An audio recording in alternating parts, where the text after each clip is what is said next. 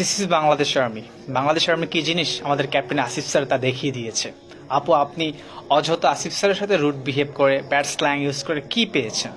নিজের অপকর্মগুলো জাতির কাছে প্রকাশ করেছেন, তাছাড়া আর কিছুই না। আমাদের আসিফ স্যার দেখিয়ে দিয়েছে বাংলাদেশ আর্মি কতটা ব্রিলিয়ান্ট ট্যালেন্ট অর্গানাইজেশন। বাংলাদেশ আর্মির কি শিক্ষা!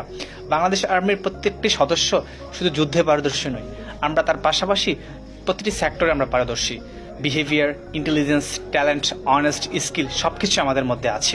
কীভাবে মানুষের সাথে কথা বলতে হয়, কীভাবে সিনিয়রকে রেসপেক্ট দিয়ে কথা বলতে হয়, কীভাবে জুনিয়রদের স্নেহ করে কথা বলতে হয়, আমরা সব জিনিস শিখেছি। এই যে Asif sir, captain Asif sir, তার কাঁধে 3টা স্টার এমনি এমনি এসেনি।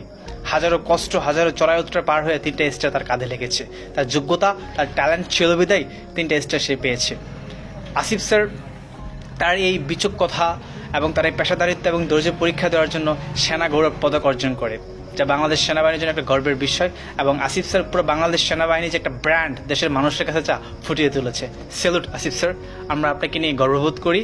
এবং আসিফ স্যার দেখিয়ে দিল যে বাংলাদেশ আর্মি একটা মেধাবী, একটা ব্র্যান্ড, একটা talent organisation. I am proud of soldiers of Bangladesh army. Thank you.